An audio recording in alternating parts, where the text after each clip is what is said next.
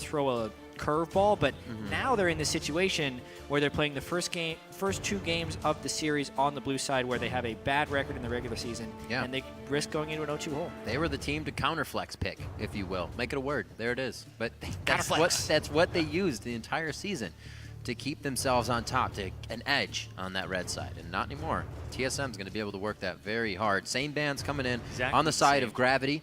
That Diana, that Ari as well. The Rumble Jana, same picks, or same bands order. as well. Same bands, same order so far. What are they spelling? Alistar comes in again, it's TSM banning exactly the same thing. And will Gravity change their first pick from Shen? Possibly to Nidalee. We'll see. It is the Alistar, exactly the same bands. Different pick, though. Yeah, so this is interesting because while they are leaving Nidalee on the board, Braum is quite good against it. Being able to shield the Nidalee Spears is kind of a softer counter to Nidalee, and it's the beginning of a full team composition of counters with tanks and shields that you can build against Nidalee. Maybe try and neutralize that pick a little bit, or dissuade TSM from doing so, in which case they could also get Nidalee on the Gravity side, but it's very unlikely TSM doesn't pick. There it is. Yeah, I think they also might lock in the Olaf here too, because Gravity looks like they want to take it away. If you pick up the Braum and an Olaf, you have so much zone control. You throw the axes down for slows, you throw the Braum ultimate down for slows, and you change basically the terrain of the team fight where people are allowed to fight you and kite backwards.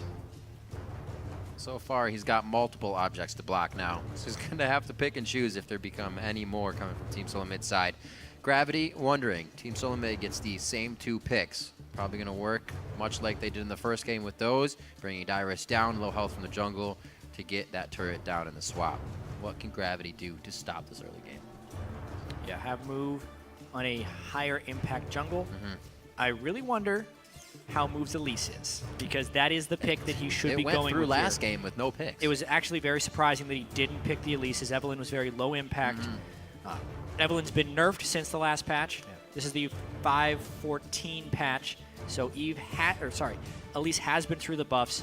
Very, very powerful pick. Fits move style, high impact, even with the Sightstone. That's the adaptation, and it's a good improvement. It's the only adaptation they've made so far. Yeah, still have the Shen. They've changed the pick order a little bit. They got themselves the Braum, but same bands. And as this series progresses, I wonder if we're going to continue to see those three bands, because it's honestly feeling like whoever has red side in this is getting so many power picks on their side because they're getting those first two picks side by side. Because there's just so much left up after you target ban Bjergsen a little bit. And you Gravity, leave other lanes open. And Gravity doesn't really come into this game trying to play a flex pick game. They're like, get what we need, get what we want. It's plain and simple on the board already. But what are they going to take now for their last two picks here? They have a lot of defense, bit of damage in that Elise. They need to put a little more power in there. Yeah, they have to pick somewhat blind as well. Yep. Don't know what Bjergsen's going to be doing with that last pick. See what Keen goes for here. Is it time? Is it? Oh, man. Keen? Go for the Urgot? swap. I don't know. Blind pick Urgot? Azir swap to the last second. 2 seconds. I don't know if there's going to be a swap, boys. It is going to be the Urgot lock in for Keen. Scary. This is a full AD composition, save for the Elise if he goes AP Runegrave. You know, it is a possible build, but a benefit of running double AD is that you have Braum with you as well here now. We saw this over in Europe. You run the double AD like Rocat was doing. It's an old strategy with the Braum where you're able to trigger the concussive blows much faster, and when you catch somebody, it's a hard CC catch. What is TSM considering that strategy with here in their final pick? Bjergsen has pretty much the pick of the litter here. So much is open that he still plays with this Ari and Diana band. It's not really something he's been bringing out consistently. Yeah, in the spring, Bjergsen was countering Urgot with the Cho'Gath mid, but that's not something that's expected here. This is a more generic of the picks. It's still giving shielding if they want to make Dyrus go fast a little bit. More importantly, being able to lane someone with shields and defensive capabilities against the Urgot really diminishes the ability for him to poke. So this is very much a pick to split the lane with Keen and allow the rest of the team to succeed. It's also a very teamfight-oriented pick here. We're seeing Bjergsen pick up an enabling role for Dyrus, the Lulu to help him get into fights, and then the ultimate, which is the AoE knockup on Lulu. But now he's doing exactly the same thing. Speed him up to get into the fight and give the AoE ultimate on top of it for the team fight. Because Dyrus is getting great position on the back line. Once again, more playoff kind of advantage, or pressure, I should say, going to Dyrus. The team really putting a lot into him this game. We'll see if he gets a good early start once again. Like the Lulu, they have the shields coming from the Orianna in mid. Switch up to Sivir and their support as well as the Braum got taken away. What are we looking at from Gravity's side here? Does this composition work?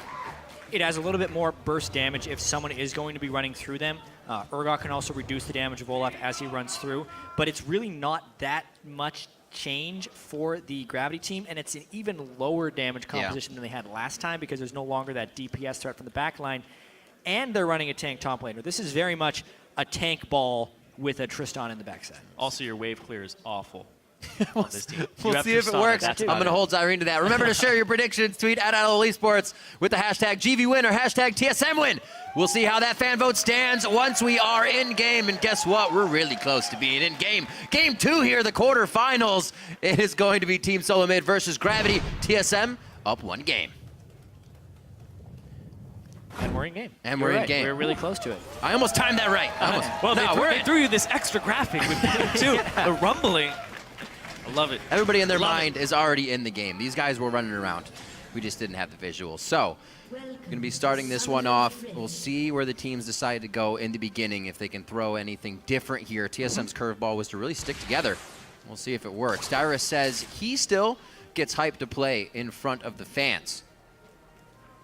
I've been playing League of Legends for 6 years, and every time I've been on that stage with all the fans just sitting in the crowd cheering with their signs, you know, chanting TSM, it's never really changed. It's always a really great feeling to win for them and make them proud.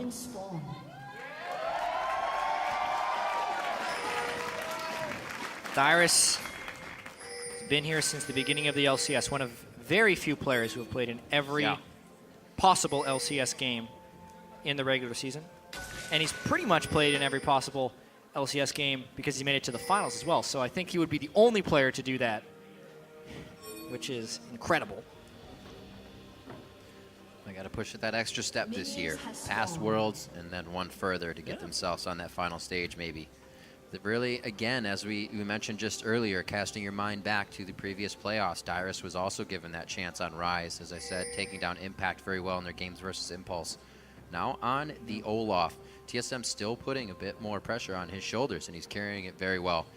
Great game against Hanser to start off last game, and they're going to have the same Shen-Olaf matchup this game. We'll see if they swap it. Yeah, well, every game, Like Gravity has a new tweak to their level 1 strategy. Last game, they were exposed by TSM, had to retreat. This game, though, it looks like Gravity and Hanser and Move were able to get in here undetected, and the wards died afterwards. So unless TSM makes a really strange guess to go invade afterwards with the Nidalee, Zyron's going back and checking to make sure no one was seen by the wards. But this could be a really slick counter jungle move that could set Santorin way behind in the early game, because they're stealing the quadrant of the jungle that Santorin will be moving to next if this works well. Therefore, it makes the 3 buff really easy. Oh, they saw them.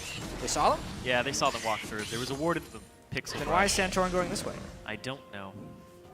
Because it's full counter jungle at this point. They may have thought that they actually backed inside the jungle after entering. Right. That's the only reason I can think of, because he saw him enter here. Well, that sucks. We'll see Santorin's move after this. We did see that Gravity played their strength, the AD and support, towards that bottom side of the lane. So if there was trouble in there for Move and Hanser, they had a lot of protection. Interesting play by Gravity. We were looking for that last game. They're able to pull out something here to get their foot in the door and possibly kind of set TSM off. Still happy to try and go aggressive in these lanes. Bunny Fufu walks forward. He'll be all right, though, with the Unbreakable up. Taking a bit of damage he did not want to. Hate to contradict you, Zyrene, but I was just told by the observers that they did not see them go into the jungle. Well, they're absolutely wrong. No. We will never agree on this point. But we'll have to move on. They saw 3 people go in. They saw 4 people go in. They saw 2 leave afterwards. The important part is that Santorin was counter jungled early on in the game, and Move did pull off a strategy where he can get 3 buffs and get an early lead on Santorin. Now the question will be whether or not he can transition that with early game pressure. Right now, Move over on his blue, doing what he can. Santorin back towards the top side, has a bit of a spread between his camps now that he has to work with, but he should be all right, only down a camp. See where Move's pressure is. Keen on the Urgot in mid lane, usually gets a bit of focus from the jungler. And Move now with a better kind of clip at where he's farming, may be able to make himself present there a little bit earlier. Bjergsen wards. He'll also, looks like he's back in the middle. He'll back. Yeah. Looks like he was just joking around, but he's got it. Very early tier probably coming for Bjergsen. Mainly, you don't want to go the Athenes against an Urgot. This tier build can lead to one of the highest AP builds for Orianna if he gets the Seraph's upgrade as well as a Death Cap later in the game. But against an AD, he's probably going for an early Zonius as well, so it's potentially actually a very late blooming Orianna. It takes a long time to turn on, but it is the build you do to split lane against an aggressive laner like this. Yeah, there actually used to be a build for Orianna where if you're against AP, you go Chalice. If you're against an AD, you go Tier plus Arm Guard. Yeah. Used to be. That's still the build. Well, you don't see it that much because there aren't that many AD mid laners people are playing nowadays. It's true. Used to be the counter Zed build. So a bit of back and forth up top. It looks like Move is waiting for a bit more of a commitment from Dyrus, or possibly a bit of a appearance from Santorin. But it doesn't look like he will find either. Push up to the lane, and Move's going to be wasting just a little bit of time here. He'll get some damage on the turret with Haunter. No big deal. Actually, wait a minute. Wait a minute! Yep. Oh! It's that old song and dance. They take down Dyrus right away. Early pressure of the Elise, no backup by Santorin. Move was a little bit slow. Sorry, Santorin was a little bit slow from the counter jungle. Move is a little bit ahead of the game. He hasn't even gone back to base yet, so he's been doing a full cycle. Dyrus has also got himself poked down a little bit low. The early gank and damage potential of the Elise is so much greater than that of an Evelynn, and the long con of whatever Gravity pulls off early game is working now. I'm just surprised that Haunter was able to zone Dyrus from the lane for so long that actually ended up with the turret. It's a Shen pushing in an Olaf. That's a good point. Doesn't have really any way to get that wave pushed up too much harder than just auto attacking with some key strike passives.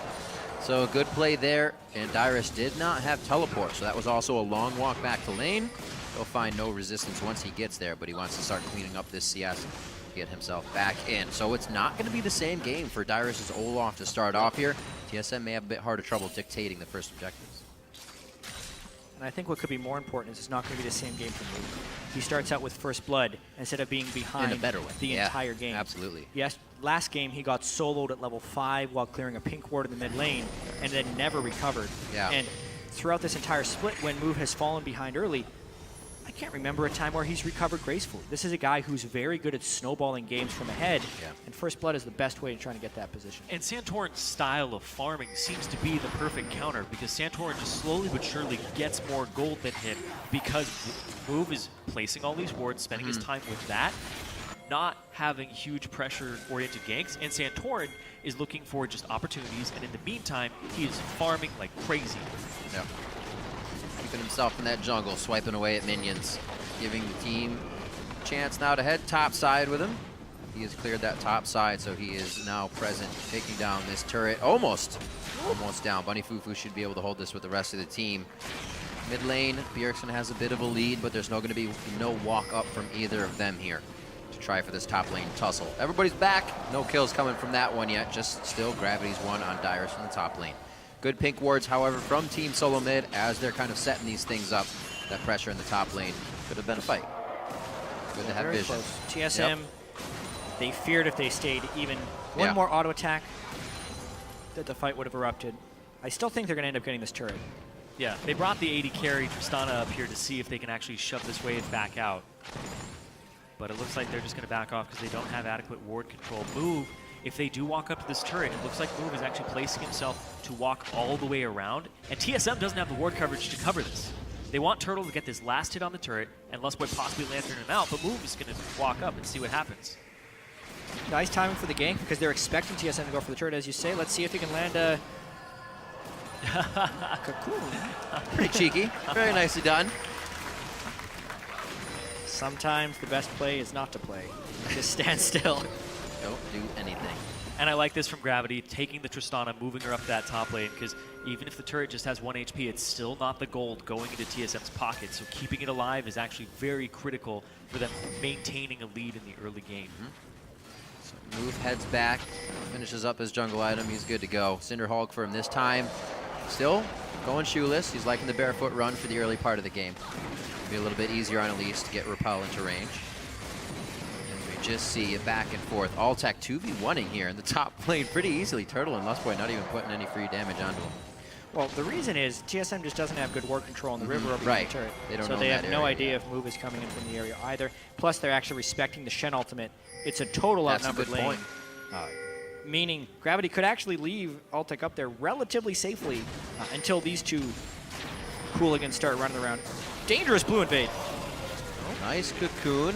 Kind of predicted the walk from that pink ward just above, but I say, oh, he went in. they don't have the area to fight in. They don't own this space just yet. Santorin giving some damage back to move, but a nice follow through. Bunny Fufu gets there. They get the concussive blows to lock down. Unfortunately, it goes to Bunny Fufu, but a kill is a kill, and that's the second one here for Gravity. And it's the second game in a row TSM fails an invade in the same spot at the same time You're in the right. game and suffers 2 deaths because of it. With the same members. the same 2 people. Come on, guys, learn from what happens. In this one, they didn't have the adequate lane pressure in order to make that invade happen. They didn't have a numbers advantage, and while I thought that they were respecting the Shen ultimate, something they failed to do in the first game, they failed to respect the Shen ultimate yet again. Back to the basics, man. Yeah, They're that's working not for it, basic. though. There's the They've been running barrier. those drills. Same people, same place. Obviously, they look for some type of play around this blue area. Jumps in, nice repel there. Dodges the hook and the Orion ultimate, and then it just gets turned around on Santorin. Great timing. I mean, it's going to be a 5v4. Yeah. Unless they're instantly killing someone that's not a good invade. They thought they were going to be able to instantly kill move, but they have to respect the repel. Nothing was stopping him from reacting to that play, and he reacted to the play. So Gravity now, even with all that, because the turret fell, on a goal. I don't think anybody was around to actually soak up the turret as well in terms of getting that gold. So they didn't get the bonus gold from proximity. So that turret was pretty much worth as little as it possibly could be. The Winions feel good about it. Yeah, they feel good about it. The minions if the base could buy items, it would feel good about it. The guy in the fountain is rallying right now. We'll see what Gravity can do to stave off a bit of the damage here coming in from Team Solo mid. It's been a few kills in their favor, but they're not able to push back yet, as we said. Their turrets are still falling as they're losing members. TSM is getting that global gold, and Bjergsen's just an item, or I should say, finishing that Rapido. Yeah, playing the pressure game for the most part. TSM has the superior wave clear. Gravity has Alltech as pretty much the only person in which they can clear waves. Now, we have seen teams do just fine without wave clear, but it hinges on one very important thing, and it's the ability to fight and win fights. As soon as, if Gravity falls behind at all, they lose the majority of their win conditions for this game. But as it is now, if they can meet TSM at the turrets, even though they can't keep them from reaching the turrets because of the minion waves, they can still win. A lot of it will key off of Gravity being aggressive and willing to take fights. Exactly, because if, like you said, they get behind at all, it's not only the fact they have no wave clear, and a Baron will make it so that that's shut down. They're double AD. You're going to have to rely on later Keen landing his Noxian Corrosive Charge and having a Black Cleaver to shred people's armor to even do effective damage against TSM. It's not exactly all your eggs in one basket, but they don't have a gigantic AP healer coming into this competition. And it's always a little strange when you have a Tristana who wants to get to these turrets to knock them down, and then you don't have wave clear to back it up from the mid lane. Right. Because then it just becomes the Altec show and everybody's just trying to peel for him.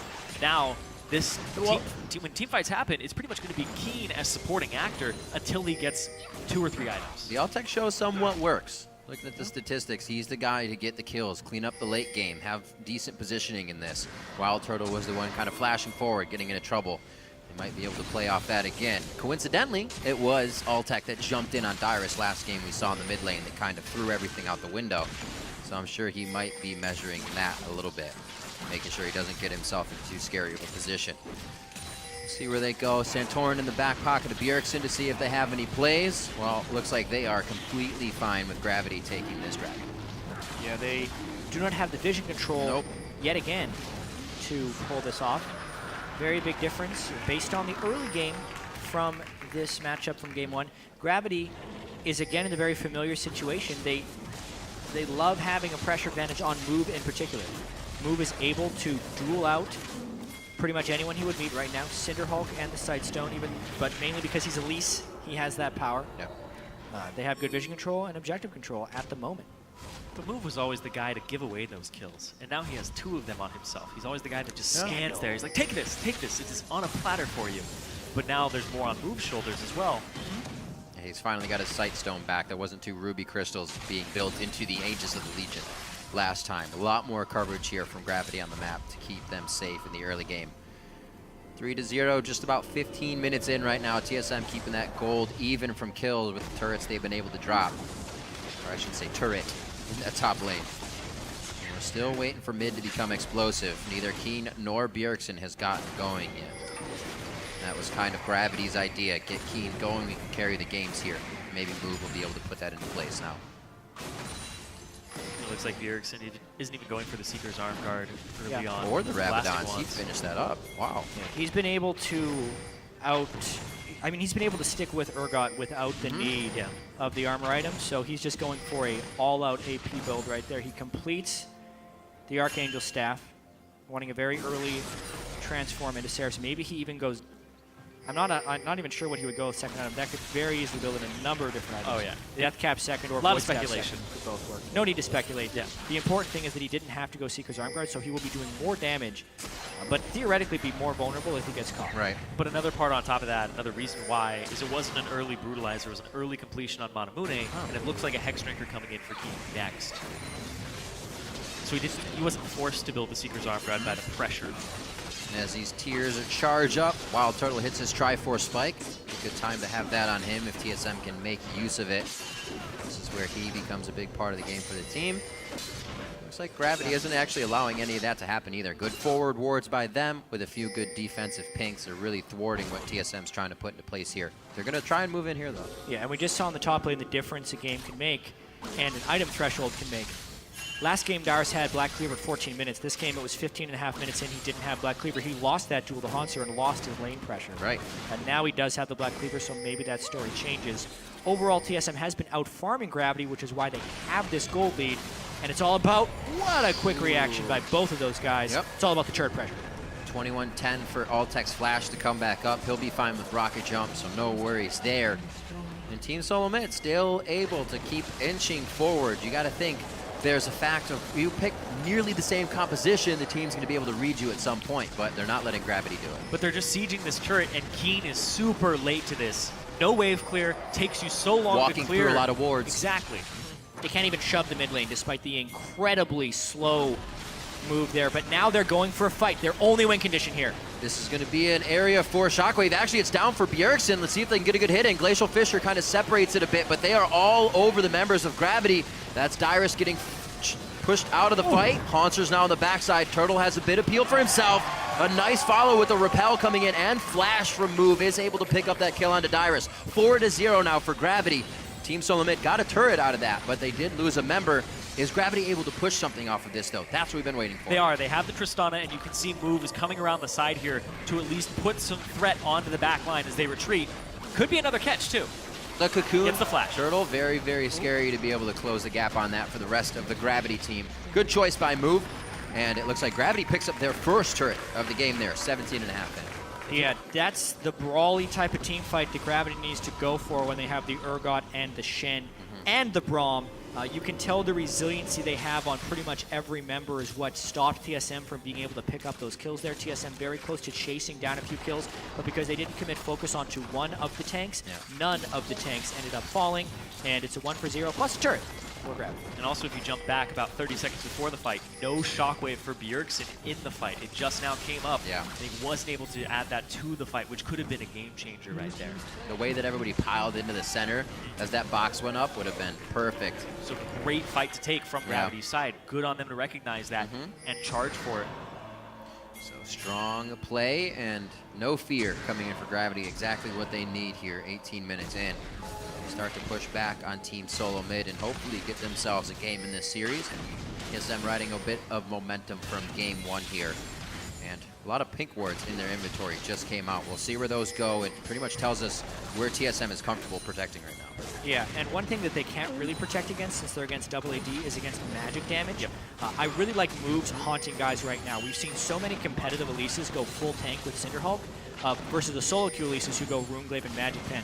This time he's going Cinderhulk and Magic Pen. The reason this haunting guys is better than usual is because there's almost no incentive for anyone on TSM to build an Aegis. because there is almost no Very magic true. damage threat on Gravity. Therefore, the Haunting guys with its magic penetration will take TSM closer and closer to 0 MR and make Move deal nearly true damage and become a real damage threat in this game. And he also has 3 of their kills, so actually building damage on him and getting a little bit Is ahead of the important. curve is Yep. very important. I want to see what he does with this build moving forward. How quickly does he get full Leandres, and does he go Rylai's to make sure that he can slow people down and have even more magic damage? Because it all synergizes with Cinderhulk. It would be perfect. Synergizes as well with Braum. He would be such an enabler for the team to continue the catch, continue the chase, haunts or taunts, and everything works out. It looks great on paper. We'll see if they can put it into play. Yeah, big thing here is, again, the Dragon is being prepped, the ward covered is there by Gravity, and TSM would have to face check in, but they don't want to fall too far behind. This is interesting, no waves are pushed, so TSM is walking headlong into Gravity. Yeah, better not. That was a nice dodge out on the hook. No reason to fight for that. Gravity chooses correctly. TSM didn't have anywhere to go. This is usually them dictating down mid to take second tier turret, but they didn't have the waves ready. But speaking of dictating down mid, they get the inside track on mid. They have the wave clear. They're going to get to this turret, and they've could already still. set up for it as well. They could still. They made it happen even though the wave was not there. You're right, Cyrene. A good bit of damage on the turret. They have to also make sure nobody gets swapped in here or engaged. This is specifically the time when Gravity would want to fight. Dyrus kind of unnecessarily pops Ragnarok right there, and this game will most likely come down to Gravity's ability to force fights on TSM when they siege. When this game stretches and gets long is when TSM stops going for that play. If they lose enough fights, they will not be able to push up whatsoever, and the tables will turn. It'll become about Gravity diving. Well, Bjergsen ready for that. Seraph's Embrace and Barrier ready to be shielded out. Yeah. Hopefully it's enough to keep him alive. We talked about, as I said, the wave clear for Gravity being low. Once they reach the turrets, they are dropped quite quick with that Tristana explosive charge and the rest of the team's damage. See, now Gravity spread out, start to clear their waves and get things cleaned up as TSM takes the time to get everything warded and do the same. Gravity with a much better game here into game 2. Really don't seem as shy, gun shy even, to take these fights. And as we see second items coming out, things like the Haunting guys come up, which give you an idea of what the players' thoughts they're feeling, are around. yeah. Exactly. You look at Keen, he's going for Black Cleaver second. Forgoes the Brutalizer. He knows that by the time he completes the Brutalizer, he should just have a phase working on the Black Cleaver, because by that point, the second item for Dyrus will be in. Looks like a Randuin's coming through. You can look at the item for Santorin, Zhonya's second item, prioritizing armor. So Keen is putting it on his shoulders to make sure that he has the shred in time so that when they have that mid-game team fight, they can win it. Yeah, mid-game team fight. It's actually a funny thing to think about right now. Both teams are like, oh my gosh, the mids are going to do so much, but they're both so scared of allowing that to happen for the other mid laner that we've almost seen no pressure towards the mid here from the junglers. It's been everywhere else in invasions. So Bjergsen and Keen actually have not had a chance to get themselves going other than just CSing 1v1 in lane. Another time they walk into this area, and another time they're going to lose a member. TSM, no, Lustboy flashes out. I spoke too soon, and he saves himself. Nobody actually was able to help him at all, but he gets out alive somehow. Got a little bit of a heal there from Santorin at the end. Oh, you're right, he did, yeah. And the shield Good call. from the Good call. big old Bjergsen on Orianna right there. Just that spot of the map has been well controlled by Gravity. You can tell TSM is really fighting over that as the window into the outer turret that TSM probably wants to take next, as well as the window towards Baron control. But with the ward coverage that we see, it becomes a little bit more obvious that Gravity is winning that battle by a large margin. Yeah. So even when Lustboy tried to take that territory back, he was already walking through territory that Gravity controlled, which made the catch possible. Unbelievable he got out of there alive. Yeah, Altec had that kill. He was in range for an auto attack, could have used his ultimate instead for more damage. Nice big Might have been boost. banking on the crit. That Muramana finished up as well for Keen. You bank on a lot of damage once that's activated. 1,000, actually 1,100 for Bjergsen. Very close to being able to finish up that Rabadon to get another item for himself. And the cooldown boots as well for Orianna. Yeah, I wanted to talk about that actually. We have been seeing a lot of variation in the mid lane build since the AP item changes with different gold costs. Like, for instance, the Azir is always going Nashor's Tooth and a Rylai's as their build path. But this one is a little bit interesting. As we said, the old build used to be tier into Seeker's Armguard, but because he was able to forego that, you'd want to go into Deathcap. But the interesting thing about that is most Orianna builds have an innate amount of CDR with either the Chalice or the Morellonomicon right off the bat. He is making up for that cooldown reduction with the boots, but ends up losing his magic pen as a consequence. And I like this for this reason. Orianna, because she has shield ratios, in my opinion, is less reliant on magic pen and more reliant on straight ability power. Since the shield can become so much more potent, he's probably going to go Death Cap and then Void Staff, and that will be an incredibly, incredibly high AP, yet still magic penetration heavy build. And he actually skips ahead. I am wrong. Other Void way Staff around. now. Death Cap's next, Doesn't guys. matter. I call the Hex Drinker on Keen. We all get one. That's great. So Bjergsen actually going for a little bit of that pen threaded in there, so he got it a little bit earlier. Corky, Wild Turtle, I'm sure Freak's happy. He's going for the Blade of the Rune King and not a Bloodthirster. Getting some good damage out of that, as well as peel for himself if this Gravity team does get within range. 50 seconds on that Dragon. TSM's already placed 3 forward wards here to keep themselves on top of the game. Hopefully they'll be able to start picking that up and find a fight that allows them to open up Gravity's team, take a few members down. They are killless so far. They've just been looking for ward control over objectives. And as you can see, they haven't gotten any dragons. They haven't gotten any kills. But the lead the Gravity has is very minor. Yeah. Good CSing, Right. generally speaking. Mainly Santorin just power farming despite not fighting. 40 CS up, but only 400 gold up.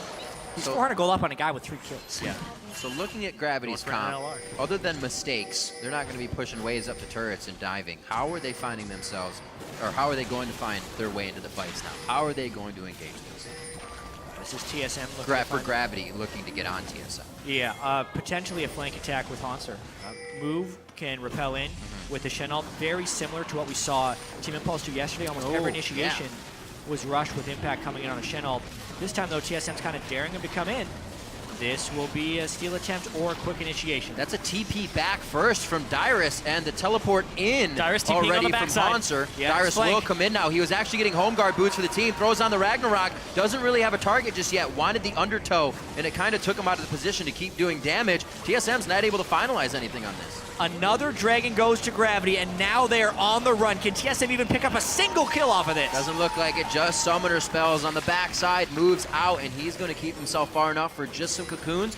And Gravity feels like they actually have positioning to walk teams TSM around here. Yeah, they know the Ragnarok is down from the Olaf, but they haven't accounted for the rest of the ultimates. Where's the Shockwave coming in? Oh! Beautifully timed rocket jump there by Altec. They were looking for a shockwave opportunity originally, but Dyrus wasn't able to get in a good position after he entered. Yeah, that first Got undertow Lustboy, though. took him out. Lustboy gets hit. One more Seeker coming in from Keen.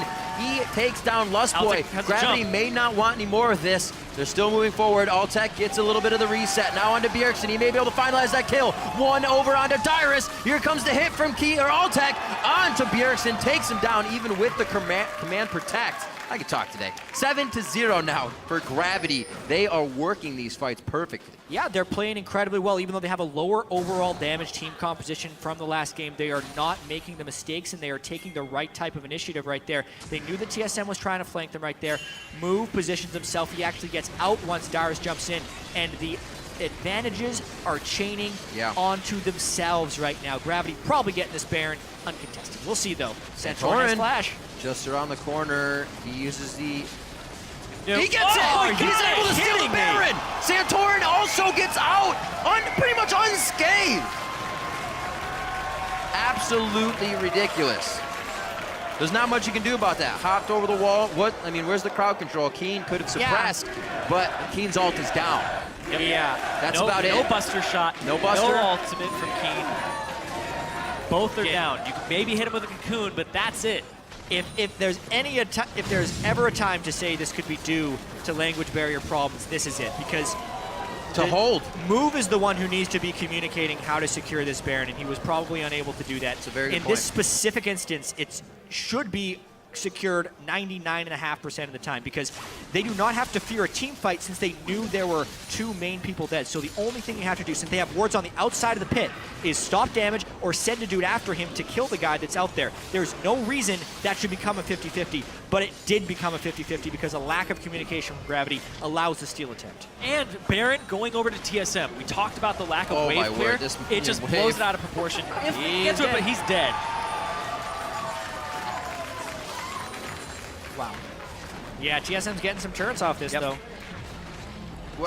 From stutter stepping everything they were doing in the first game to 8-0 coming up on 30 minutes. Gravity has completely flipped the first game on its head. They really have, but they're still okay. Give it to us straight. There's a thing happening here. Game 1, TSM had the majority of advantages, but were making some slight mistakes, and Gravity was capitalizing on small windows to stay close. This is flipped in that way, because Gravity, by all means, should be winning this game by a ton, but they haven't been able to fight TSM frequently enough at turret pushes. The Baron steal has kept it even. TSM is sneaking enough turrets, and Santorin, even though he hasn't had any gank pressure, is keeping his gold up via the jungle. Yeah. It's still a low percentage win for TSM, but it's higher than you would expect being down 3 dragons and 8 kills to 0. Still very, very close. Early game, kind of in Gravity's favor. Saw Santorin have a rough jungle, but like you said, Zyrene, more of a farm style anyways. 136 to 80 in that as he kept himself in the jungle doing what he can as Nidalee. To the 3-0-2 of move. More presence in the lane this game, and it's really shown for the team to continue to snowball forward. But like you said, Jet, not enough presence when the time is right. Gravity has not had the waves in the right position after these fights. It's going to take them a while. 30 minutes now on the clock with that 1,000 gold lead. And they're still just kind of farming out camps, waiting for TSM to make the move. Waiting for that Baron to fall off. Very close to falling off as well. So TSM get 1 turret with the Baron. Everything's all said and done.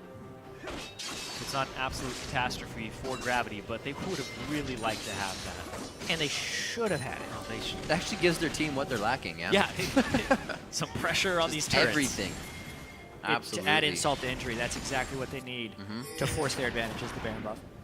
They have to wait for the next one, but luckily they also have a good Dragon timer going, so they can start syncing the Dragon buffs with the Baron buffs.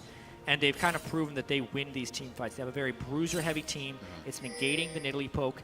Olaf is behind on the side of Dyrus, so he can't necessarily run through too much. Altec is incredibly powerful, as well as Keen, so there's now 2 physical damage threats smashing Dyrus as he tries to run in. Things are just working out much better for Gravity as far as team fights are concerned. But because of that Baron, it actually gave gold break points right before the Dragon on this back, where Bjergsen picked up Death Cap, you have Last Whisper completed on Wild Turtle, and Righteous Glory for Lust Boy. They wouldn't have had these items if they didn't get that Baron, because right now, they're sitting with about 100, 200 gold in inventory, which could set them up for a team fight victory here, and one of the first of the game for TSM. First kill. Possibly. If they get one. How crazy is that, though? 8-0 in kills, and you're still very close at goal 32 minutes in. They play the game. TSM has always been good at understanding where they're going wrong and how to stop it in a different area. Gold is tied. Now you're even. Whether or not that's enough to keep them in the game in the end. Ooh. Right over. Still a story to be decided, and we're going to see it right now. 3-0 in Dragons. TSM grabbing one would be huge. It looks like that's just going to be TPN on the thought of a fight. That was a miscommunication. Monster was expecting a flash ultimate by Keen. The flash away from Lustboy stops him from even going for that play, and then Shen ultimate is basically burned. He would still have teleport if he wants to arrive in a fight, but in a much less impressive fashion. That's also Shen ult down and Keen at half health before a Dragon. Maybe that makes it contestable. Gravity, though, going to force. They can burst this down real fast. Dyrus. They're kind of trapped in here. They're going to have to bail at the back side. Flying in, actually used the true damage over. Santorin stealing everything away for Team Solo Mid, and this may be the fight they want. Bunny Fufu is down. That's a bit of that shield that they need to stop these attacks of Dyrus from Santorin. Wild Turtle Rockets coming in. TSM still chose a team against that Braum because they can take the Braum down. That hook coming in from Lustboy, dropping in one, but he also goes down in the same. Wow, great plays coming in right now by Team Solo Mid, and Keen and the rest of the team down on the floor. Turtle gets lost there as he gets himself too aggressive. Altec goes in, gets himself the distance he needs, but Dyrus still on the fight. Everybody's got miscommunication on in or out right now, and Dyrus still wants to dance. One undertow. He's not going to follow with the second one as he does connect, and Team Solo Mid scraped through some kills there to keep that even. First kills of the game for TSM, but they also delay 5th Dragon. If they are able to stay on par with Gravity and able to pick up defensive items against this comp, they'll start winning these team fights. Oh boy, that was a mess of a fight. Santorin with the steal, though. First off, Gravity is We knew they had no Shenalt and the Urgot was low, not to mention on the side, so this is an incredibly dangerous Dragon to even go for. They end up helping TSM begin it. Then TSM, good fight for them to take because they're trapped and because Keen is off on the flank. Great juking by move to stay alive in this fight, and then it's all about TSM chasing. At this point, you land the hook, you don't need to take it because they probably could have secured the kill with a manual Orianna ball move, and they don't need to continue to chase on for these kills, but Gravity hides where they think they have vision advantage. They're able to close that out, and it's actually just a trade back and forth for the most part. The most important thing about that, though, is the fact that TSM stopped the total Dragon denial. They get the stats for that 6%, and they prove that they can win a team fight if they can get rid of the tank ball of Gravity. Lustboy, though, caught out. Oh, that explosive right charge is going to take him down. Like you said, Jess, sometimes you don't need to take the hook, but I think that was to save the rest of the team. There was a pretty good engage coming in from Gravity. You can see TSM still backpedaling all the way almost to the base, but they stop halfway. Gravity actually pulls up because they want to start pressuring on that Baron. Also watching Dyrus so they don't take any damage from those undertows on the top side. Pink ward for Dyrus lets him know that he's kind of in a safe area right now if he wants to start running back and forth and kind of play this vision game. Next to Bunny Fufu though, so they know all about that. And Dyrus being towards the top side. Lustboy in 6 seconds, no home guards for him, so it'll take him a bit to get back. But after he finishes up this Talisman of Ascension, TSM's gonna have 2 ways to really enter these fights as fast as they want. Yeah, they're potentially going to need it because they need to zero out people very quickly. Our questions have been answered about Move's build, by the way. Yeah, there's the Rylai's. I like it. And Honey Guys, it's the build he needs to build. So is it Sork Far boots and now? It could be. Honestly, Crushing though, boots? if we're playing the Find the Magic Resist item game, you would be losing because there is no magic resistance item at all on TSM, meaning the Sorcerer's Shoes would actually make him do true damage against a bunch of targets. So I would say he'd go there. There's a chance he opts for more defensive boots, though. That has its own merits as well, since TSM is putting out so much damage right now. Gravity giving Team Solo Mid things to think about now, putting more than one thing on their plate, mid pressure, as well as Altec free pressuring in the top lane. They'll be able to walk down safety around that Baron area, as it is going to call for Dyrus's teleport. You should be able to get a few more waves before something goes off here towards the top side. That gold, only a 300 difference still. Very, very close game. So Gravity have been holding the Baron area again, starving it out, making sure there's no vision, and they start the Baron up. They were also waiting for the Scuttle Crab to die down so that they know it's an opportunity. They're just looking for a fight, and they get it. Teen switches around Santorin. They could still be going in. Dyrus going to teleport on the backside. Home guards. He's on to Bunny Fufu. Focusing the support. He goes on to Haunter. Dyrus really doesn't have a target right now. And it looks like he's going to be the one getting hit up. A bit of miscommunication there. Dyrus's teleport. Home guard was too late. Bjergsen gets taken out. That's the catch control that once Gravity assesses the fight can start picking out priority targets. And some split focus by TSM right there. There was a big ball of pain moving towards TSM, and Bjergsen put his shockwave on Altec and missed. So big loss of a team fight right there by TSM. This time, Keen was able to combo with Haunter for a very nice initiation. That's the play they were going for beforehand. And this time they pick up the Baron. Hallelujah! Exactly what they need this time. No Nidalee. You're good.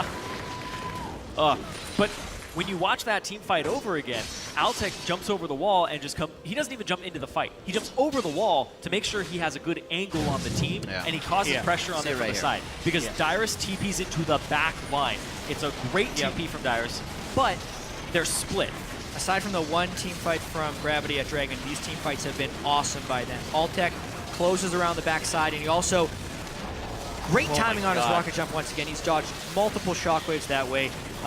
And if you look at the overall health bar of these people at the end of the fight, if one shockwave lands on a group, it's actually a team fight win for TSM. This game, 14 kills to 2, been controlled by Gravity, but because of that fact, TSM somehow still in this. Because there was a group of 4 people to the left, and then there's just this juicy Altec, this huge damage dealer of Gravity on the bottom. But you have to respect him, right? He comes in from the side, kills one target. Bjergsen was hoping to pop him off quick, but not possible. Just seeing how difficult it is with this Orianna pick now against Move, who we've seen repel out, and Altec now jump out twice. Shockwaves that could have changed these. It was so smart of Altec to even use the first jump to separate himself from the group of people, being hyper conscious of what Bjergsen can do to the team if they're grouped up. That's why these guys are #1. They fell down a little bit now to the playoffs, and they're trying to prove that once again. Altec has been a big point of success for Gravity all year long. Bunny Fufu shot calling in the bot lane for the early game, and then Altec's able to start taking over and cleaning up. As we said, he usually does. Dyrus, back and forth, fighting in the top lane. A little bit of a wet noodle fight, not going to go too far. But Keen was actually looking to make that a 2v1 as the pressure in the bot lane continues here. We have Gravity back off. They like where they are at finally with this Baron. It's the first time we've really seen controlling waves with this composition. So they get wave control, and they're getting a dragon simultaneously. Fourth dragon, a lot of objectives falling to Gravity's way. So big. And this is the advantage they need with the double AD composition that they have. But even when you look at the double AD, you have full AP on move. He does have the Sork boots, and Hauntzer with so much HP that transitions into AP, or at least magic damage, and a Banner of Command. This team actually has a sizable magic damage threat with that combination. Yeah. You can see the damage that Hauntzer does to Dyrus. Yeah, they put TSM in a catch-22 as far as items that they can build because they want to build a bunch of armor against the double AD, but there's a sneaky amount of magic damage that they are not prepared for, and then that becomes the threat. Found it. We did it. Another way to get the wave push is Hauntzer just bought himself a Banner of Command. Absolutely, we did it. Got it. Even more push. I think this game also displays kind of how difficult it can be to win when you are so heavily outmatched in wave clear. It's a 14 kill to 2 game with Gravity winning pretty much every single team fight. But they're still having to work for this one. Finally, when they were able to secure the Baron, it gave them the turret snowball that gives them a bit of a gold lead. They are clearly superior in the team fights. Oh, the catch on Bjergsen. That is so important. But the Lantern gets him out. That's his flash down. He still has a lot of safety in Seraph's Embrace in the 2 other shields from Protect and Barrier. Things are getting tighter, though, for Team Solo Mid. They can't keep making these mistakes. Yeah, they got 2 ultimates out of Gravity, and Gravity no longer has the Baron buff, so they're going to have to go back to splitting these waves. They didn't even get an inhibitor. They didn't get an inhibitor turret, so they still have this large task in front of them of breaking the base. Yep, because every fight up until this point has been won by Gravity basically in their territory. So when they win, they can't get the objective advantages necessary. Right. Now that they are fighting on this side of the map, a team fight win means the game win. They have large death numbers to be able to close this. They just have to win a team fight for about the 7th time. It's a little bit more difficult with the inhibitor turret there, though. We've seen what happens when they reach the turret. Stana and the rest of the team able to crush those down immediately. Team Solo Mid now able to keep them at bay, and Gravity is trying their damnedest here. They're starting to lose a little bit of pressure on the top wave. You're going to see that they move back to get this, but still pressure in the mid to see if Team Solo Mid makes a mistake here. Looks like Move's not going to go too far. You can really just see the power of the front line that Gravity has put up and how that completely negates Santorin's power in this game. We questioned why Gravity didn't first pick Nidalee in the first game because Santorin had a pretty big impact here. This is a much better answer to why you don't first pick Nidalee, because they first pick Braum, they pick a bunch of tanks everywhere else, and they shield all the spears basically coming their way. What is TSM doing out this far? Oh, move on the flank. They're using everything but summoner spells to get each other out right now. It's working well. Save him, save him. It's working well, but it can only work a few times. That top wave's going to have to get a little pressure from Gravity soon. That's going to hit the turret nice and hard for Team Solo Mid. I think it's a little bit of breathing room as well on their side of the map. They get to think about what they want to do next. And Gravity, they used the Baron buff a little bit. Definitely going to need another one to make some more dents in that base of Team Solo Mid, I think. It's going to be very tough from here on out. Hauntzer gets to clear the wave, throw down his Banner of Command at his leisure, and cause split push pressure. 2-0-11, 4-0-6, 4-0-6. He also beats Dyrus in the one-on-one, so there's absolute split push pressure here for Hauntzer in this game. Gravity's just not exerting it at this moment, and I feel like that's a missed opportunity. Yeah, I think for the most part, Gravity is playing around the objective game right now. They know they have teamfight superiority if they play it right. And the main way they win this game is securing a Baron as well as a Dragon 5 buff, and then going. They're a few minutes away from both of those objectives. Baron in 1 minute, 5th Dragon should be in around 3 or 4 minutes, if I remember correctly. They obviously don't want to wait too long, but that is the safest approach at this point. Yeah, there he is. Dragon, 2 minutes, Baron, 1 minute. They need both of those. Then they go for the win. So TSM has to respect. 5th Dragon would be too much here for Gravity to get, and everybody a little early is going to start moving to this spot. Gravity. If the Righteous Glory gets popped and the Talisman Ascension. Yeah, there's a lot of speed and catch up. Move definitely wins that one. That was Dyrus going down to about 40% health. AP. He's going to get the Abyssal Scepter as well on top of it.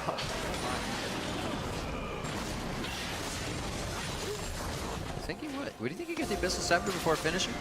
Seems like he might. Sure, no. You go either way. Both are good. Thornmail being completed now onto Haunter as well. He gets a little bit bigger up in that top lane. These guys have quite a bit of money in their pocket. They've had the Aegis for some time and are now just putting a surplus of items down. Dyrus looking to get more damage as well with a Cutlass.